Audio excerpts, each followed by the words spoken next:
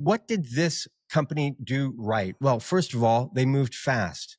He knew that he needed someone really, really quickly. So he had already carved out time for conversations and interviews the very next day. Because we all know when we're trying to put out fires constantly, and then you're not even carving out time to meet the people who are going to put the fires out for you, well, good luck with that. It doesn't really work.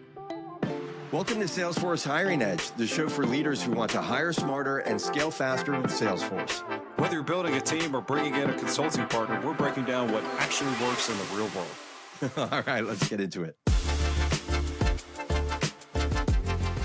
All right, guys, a tale of two hires, how one company nailed their Salesforce hire and another missed the mark. What happened? Oh my God, what happened? Okay, I'm going to tell you a little tidbit about AI. I get about 300 to 400 emails a day. It can be a little bit much. So I knew one thing about me, that I was going to miss some really important emails and messages that come from my website. When a client logs into the salesforcerecruiter.com and says, yes, Josh, I need help. Please help me. Sometimes I'm just a little late. Maybe it's an hour. Maybe it's 24 hours. But everyone who's in sales knows that whoever's first to respond to that client is going to win. So what did I do? I jumped on Lindy.ai. This is not a paid ad, by the way, but I jumped on Lindy.ai, and then I jumped on Twilio. I set myself up with a nice little SMS phone number. By the way, it was a total pain in the ass to set this thing up, but I did it. I pushed through. It was really late at night, kind of like right now. You can see the cleaners are in. Okay. But kind of like right now. And I just pushed through until I got it set up. I basically set it up so that whenever an email comes in with this subject line, I want to get a text message and a Slack notification. So the next day, I'm driving here to my office in Palm Beach Gardens. I live in Florida, and ding, my Slack goes off.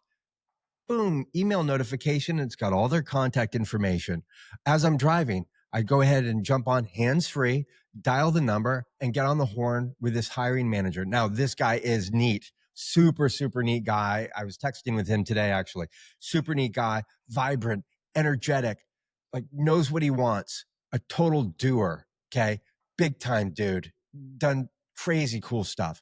I get on the horn with him. We schedule a meeting for a little bit later on that day. We talk, not long, maybe half an hour, 40 minutes. Boom, by 1 o'clock, had a signed agreement. By that evening, I had set him up with 3 interviews for 3 candidates. These were remote roles, but all 3 candidates were in Florida. So if they wanted to drive over to the Orlando area where he's based and have some meetings and have some conversations, they could totally do it. He met all 3 candidates. And by the way, guess what? All 3 candidates could do the job. Super dope. Okay. But he picked his favorite. And I knew he would, because I've got a track record here at Salesforce Staffing wherein, and I've looked at this and I review it every year, 50% of the candidates that are hired from us are the very first person that we send across. Well, I'll talk about that another day, but it's a pretty cool stat. So he said, you know what? This is the guy. All right. The following Monday, that individual met with HR and met with head of marketing. And then he had an offer just a handful of days later, and he started today. Okay. So what did this company do right? Well, first of all, they moved fast. There was no red tape. He had the authority to sign, and he signed the agreement, move forward. He knew that he needed someone really, really quickly. So he had already carved out time for conversations and interviews the very next day. He time blocked. That's number 2. Okay. What else did he do? He followed up to make sure that while he was going away for like 3 or 4 days, that HR and marketing were going to connect with this candidate, this terrific candidate. He was pretty smitten. And then a verbal offer came very quickly. It was the right amount.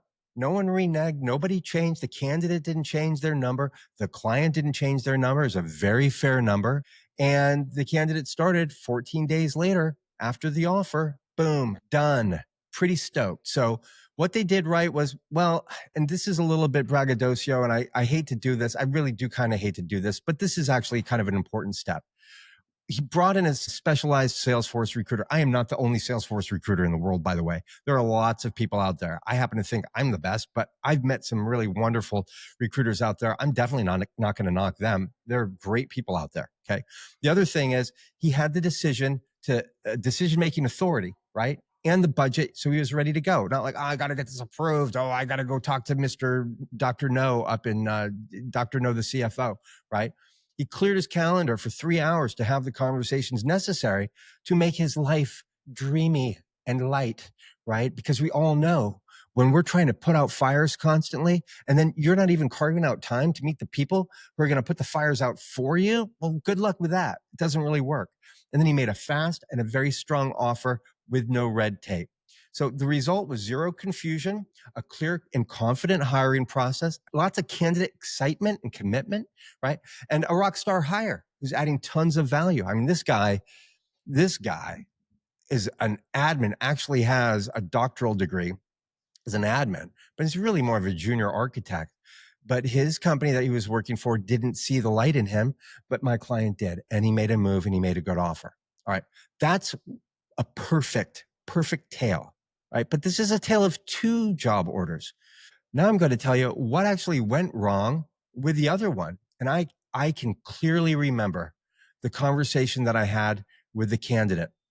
And I'm going to tell you a secret.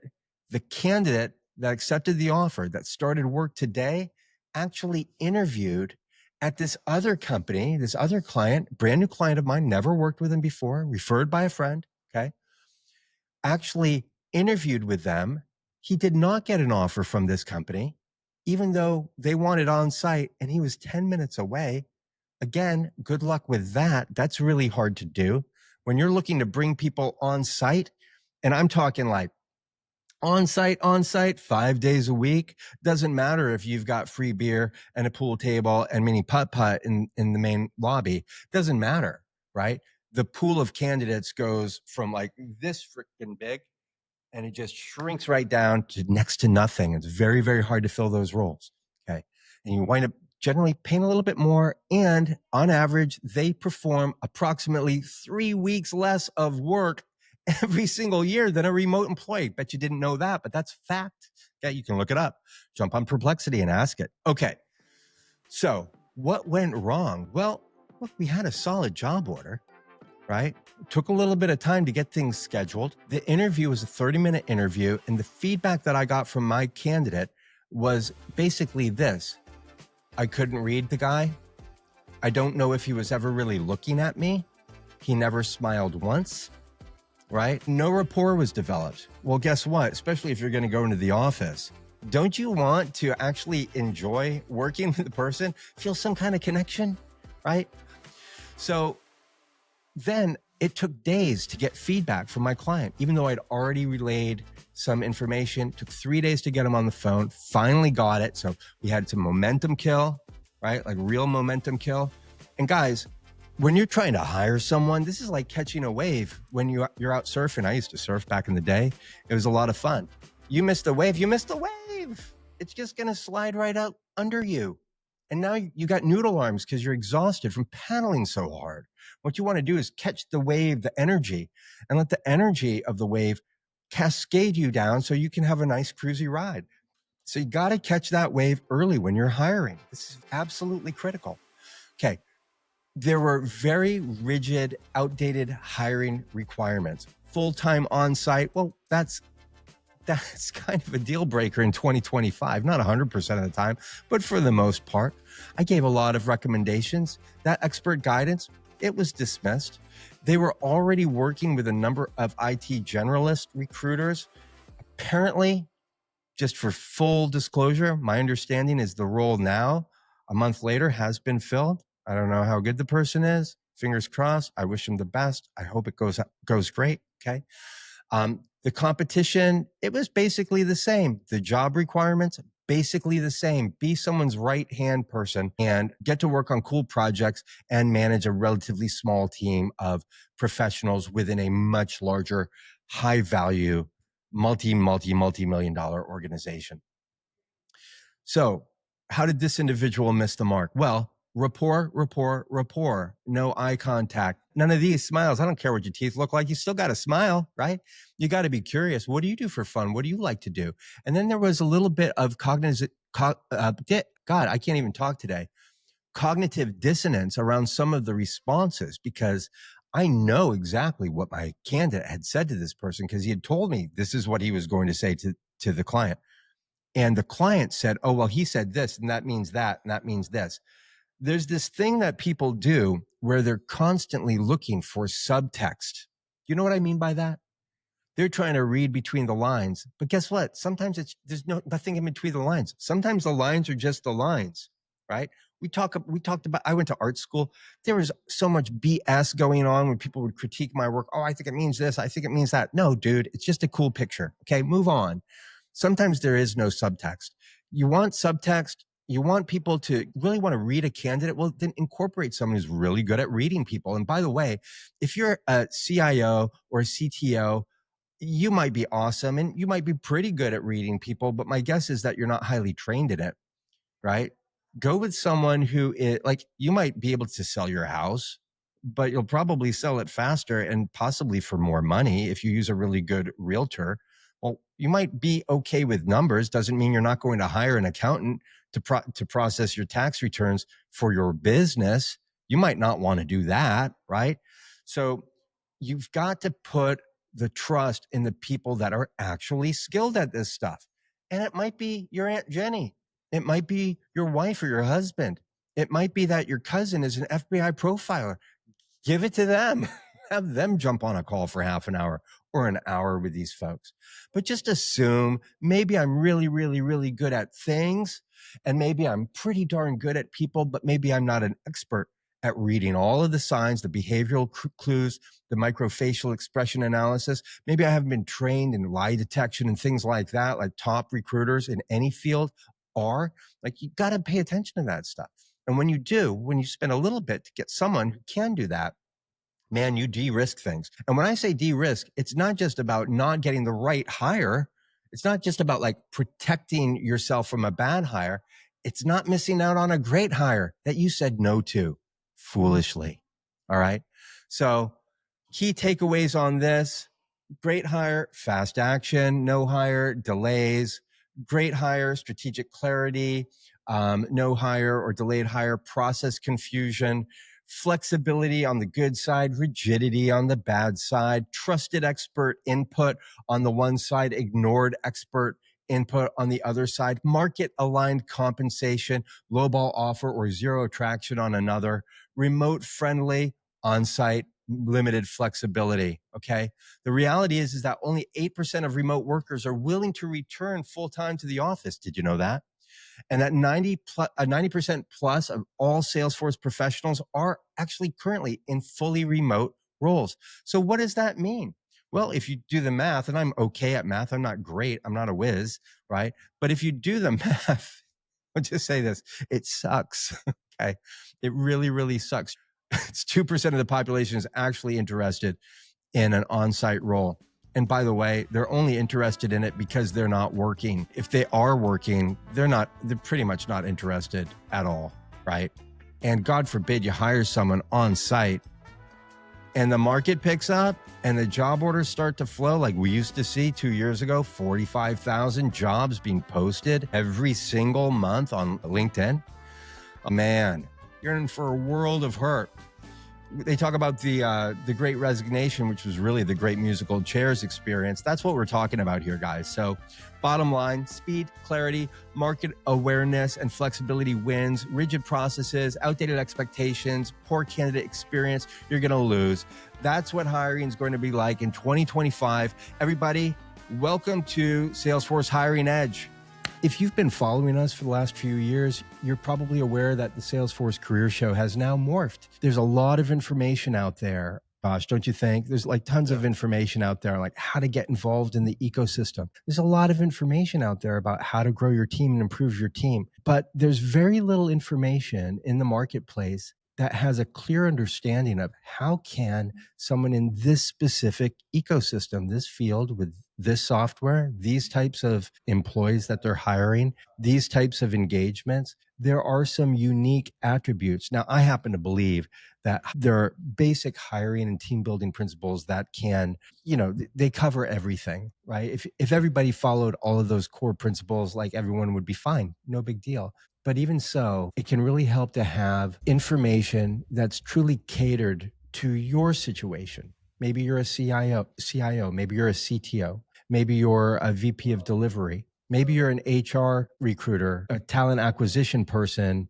working inside a mid to large sized Salesforce consulting practice. And the challenges that you face are going to be a little bit different than others. They're going to be a little bit unique to your specific situation. So that's why we decided to change the Salesforce Career Show. We have over, I think it's like 100 hours, 2,000 pages of transcripts. They're served. They're going to be okay. They've got access to the information that they need. So we're not really worried about them, but we are a little bit worried about you, because I have in my seat as the Salesforce recruiter running the salesforcerecruiter.com, I have seen time and time and time again the same kinds of mistakes being made. People going with gut feel, people not taking enough time in their interview process, people not expediting their interview process fast enough, asking trick questions that have absolutely zero value to the quality of the hire. So we created this show specifically for you. It's not just me. I'm also with my friend Josh LeQuire. Josh has been in the industry since 2011. He's been helping to build teams and execute projects and create applications since 2003. He's a personal friend. He's also been a client of mine when he was running a PDO. So Josh, go ahead and tell us a little bit about you real quick. What do you do? And a little bit more about your background and why you're actually even on the show. Yeah, no, thank you, Josh. I think you invited me on the career show a few months ago and really enjoyed the topics of conversation around how to help folks get hired, what to look for in terms of skilling up, and how to develop talent and lead teams. I think those are great topics, and you brought some great people on the show. So it's been an honor to speak with you, and certainly an honor to be here again today. I run C Currents. We're a systems implementation partner that's the letter C and then the word currents.com. It is a play on words because I live right next to the ocean in Charleston, South Carolina, and I love getting out on the water. So it is near and dear to my heart. But as Josh mentioned, since 2003, I've probably had my hands in and have led teams and been a part of teams for building nearly probably about 1,000 apps, no kidding, between implementations, app exchange work, and various teams that have covered that. So I've had my hands in a lot of different projects. And I think what I've learned over many, many years is that the technology is a nice thing and certainly can do a lot, but you have to really understand the business. You have to understand people dynamics. You have to understand service dynamics for any of your work to be successful in this business. 90% of it, or perhaps even more of that, is just understanding, who you're working with, what you're trying to do, and how to get them to use the solutions that you're building. It's remarkably more focused on the human and less focused on technology than a lot of people think. So I spend 8-9 hours of my day getting deep in the technical side, but looking forward to talking more about the business side with you in terms of how to build effective teams and get stuff done in this world. That's right. And it's the business side, but more importantly, it's the human side. And that's what we're here to talk about. So we would love it if you would not miss a single episode. We're going to be producing 30-minute segments once a week. They're going to be released Wednesday mornings for the podcast and Wednesday afternoons for the video. You can find the videos at Josh Force, one word, on YouTube. And you can find the podcast on your favorite platform, Spotify, Apple, you name it. It does help if you like the episodes, and if you don't want to miss any of them, recommend that you subscribe. And if you like them, make sure that you share it with your friends. So stay tuned. We have a number of wonderful guests coming on, including in our next episode, we're going to have David Kestenberg. David's, I got to tell you, very quickly has become one of my favorite people. He has scaled teams. He's got so much depth in the ecosystem, and he brings about a very structured way to go about and help you learn how to scale your teams in the Salesforce ecosystem. We'll be back next week.